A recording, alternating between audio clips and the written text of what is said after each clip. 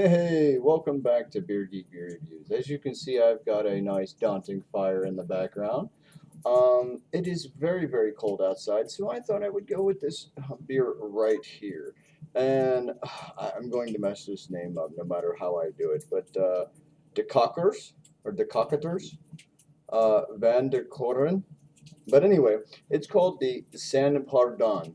I got this little informational tag on this little paper bag that the beer was sealed in. Set that down there for now. Um, but it does give some informationals on the back note right here. I wanted to leave my phone on there for a minute so you could see this. It says additional information. The starting gravity was 1,100. Final gravity was 1017, and the color was 130 EBC, and the bitterness was 45 IBUs. The inside, it actually opens up, gives you the English and I would assume the traditional language. It says our Russian Imperial Stout is a classic example of a powerful and complex Imperial Stout, high in flavors and alcohol, according to our tradition, brewed with 100% malts and a small percentage of roasted barley. The 11% ABV makes this warming and rich. The added robust tea gives the beer and an extra dimension and a very light smoky touch, ideal for the cold winter's day. Now it is still winter. It is very frigid outside today because it is lightly snowing. It is the roadways are covered out there. But it states you can go ahead and age this beer, or it says, but wait, drink it now. No excuses. Um, on the back, it does give you a little set, tagline back there of when to drink it before, and it says August of 18. So this, my friends, could age for up to another 2 years before anybody questions its freshness. Let me go ahead and turn this off. I will go ahead and boop, and place it aside. Now, with that said, let me grab a quarter out the pocket and we shall take the cap off.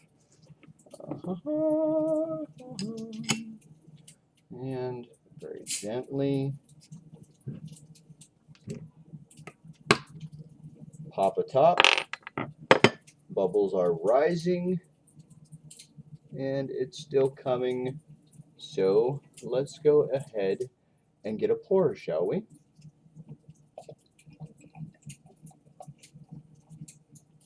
You can actually see that little bit of an amber color.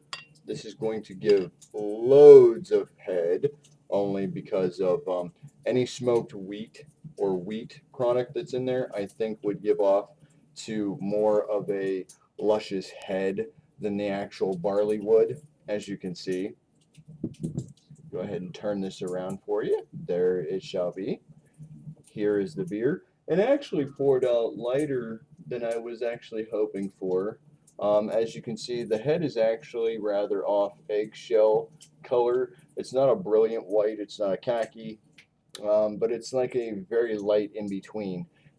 As for, no, I'm not going to get any kind of coloring in this glass except for right down here. I'm going to see like a very faint line down here at the end of the bulb.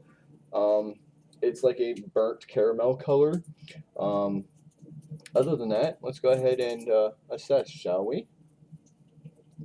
Go ahead and stir this up, get a decent head on it.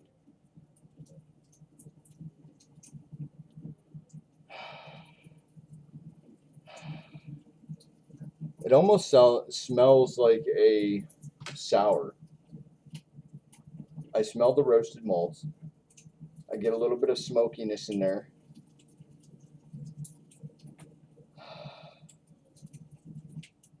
Not unless they use like a lot of leafy green kind of hops. Let's go ahead and get a taste on it, shall we? Prost.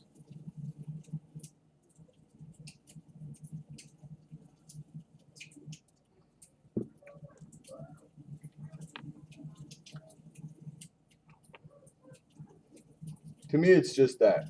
Number one, let's assess this straight off the bat. Um, I do get a lot. It's nice smoothness. It's got a very nice smooth body to it. It does have a load of malts in it because you can definitely taste all those malts.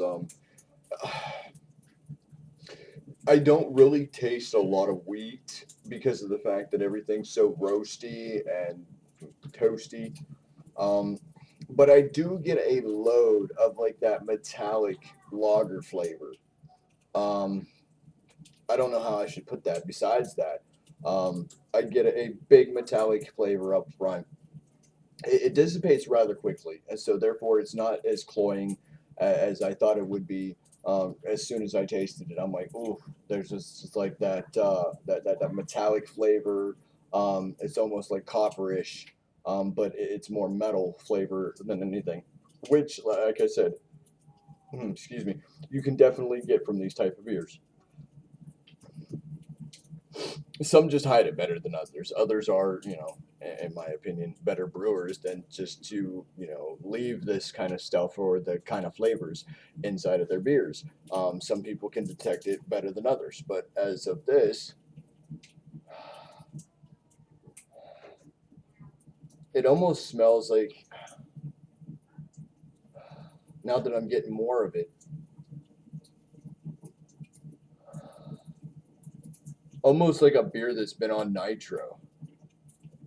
I mean, you're getting that creaminess, you're getting the maltiness. It reminds me of like a stronger alcoholic version of say Guinness. I'm getting the maltiness. Like I said, it almost smells like it's been on nitro, or it has that little bit of a nitro feel to it. But there's no say so what this beer is. I mean, besides their traditional style stout.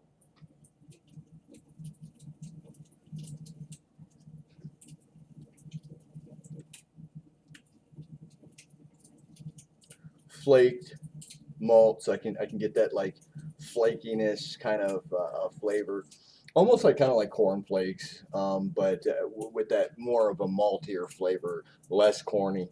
Um, uh, this is definitely one to sit back and enjoy, kind of like a steak with. The only reason I say a steak with is because of the fact that I think it would cut a little bit of that metallic flavor, or it might even bring it out more, depending on how much iron has been in the cow's diet.